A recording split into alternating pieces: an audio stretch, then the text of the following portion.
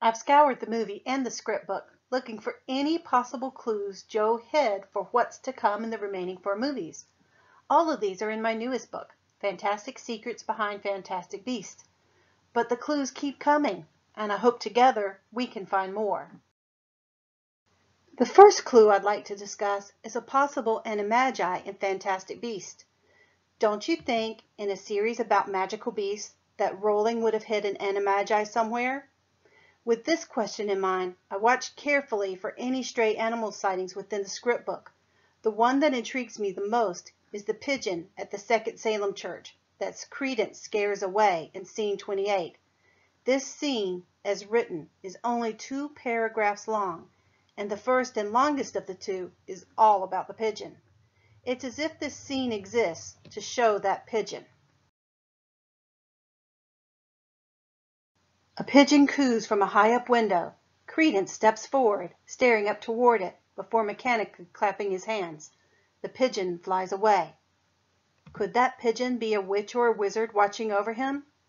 The person I would most suspect of caring for Credence would be Teeny Tina. Maybe she can be very teeny, like a bird, and as it so happens, she has a magazine called Transfiguration Today in her apartment.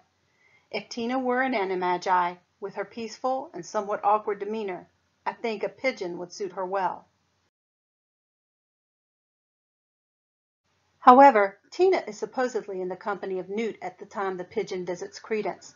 The scene at the church falls after the opening of Jacob's case in front of Graves at the Wand Permit office in Macusa, and before Newt and Tina are back on the streets of the city to locate Jacob. It's also set in the script as the scene tags slip from day to afternoon.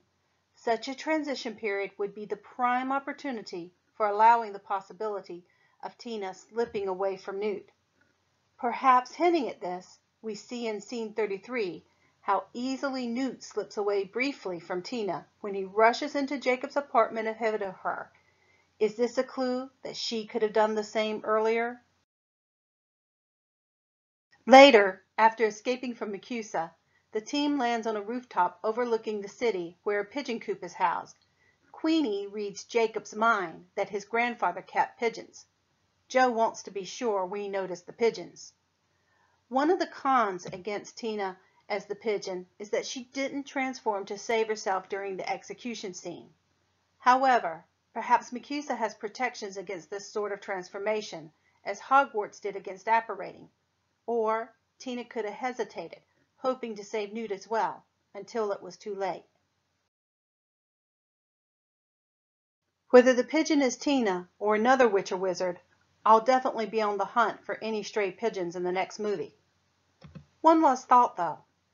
Would a talented wizard who had a strong enough interest in animals to become a magizoologist not also care enough to become an Animagi?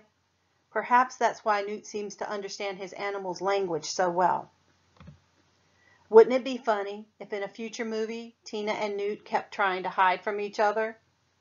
We must be on the lookout for any unusual pairings in the next film. I'd love to hear your thoughts on this theory. Drop a note in the comments sharing your ideas. Be sure to check out my new book, Fantastic Secrets Behind Fantastic Beasts. Then join me back here or on my blog at beastchaser.com or on Twitter at HP4Writers to discuss what you find and wait as Joe releases more clues.